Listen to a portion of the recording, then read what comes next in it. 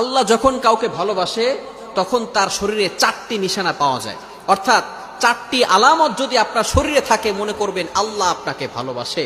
4টি নিশানা। 1 নাম্বার হচ্ছে যাদেরকে আল্লাহ তাআলা দ্বীনের সঠিক জ্ঞান দান করেন তাদেরকে আল্লাহ তাআলা মহব্বত করেন। নাম্বার 2, দ্বিতীয় নাম্বার হচ্ছে যারা বেশি বিপদে পড়ে আল্লাহ তাআলা তাদেরকে মহব্বত করেন। যার শরীরে দেখবেন একের পর এক বিপদ আসতেছে, অসুস্থতা আসতেছে, বারবার বিপদ, একের পর এক বিপদ, একটা বিপদ যাওয়ার পর পরে আরেকটা বিপদ আসতেছে, আপনি হতাশ হবেন না প্রিয় ভাই। আল্লাহ তাআলা আপনাকে ভালোবাসেন। এই কোটি কোটি মানুষের ভিতরে আল্লাহ তাআলা আপনার প্রতি ফোকাস করেছেন, আল্লাহ তাআলা আপনাকে ভালোবেসেছেন বিধায় আল্লাহ পাক রব্বুল আলামিন আপনাকে বিপদ দিয়েছেন। মনে রাখবেন নবীদেরকে আল্লাহ তাআলা বিপদ দিয়েছেন। ইব্রাহিম আলাইহিস সালাম খলিলুল্লাহ এবং মিল্লাত আবিকুম ইব্রাহিম, যিনি সকল মুসলিম উম্মাহের সকল মুসলমানদের পিতা এবং সকল মুসলমানদের লিডার নেতা, সুতরাং ইব্রাহিম আলাইহিস সালামকে আল্লাহ তাআলা সবচেয়ে বেশি কষ্ট দিয়েছেন।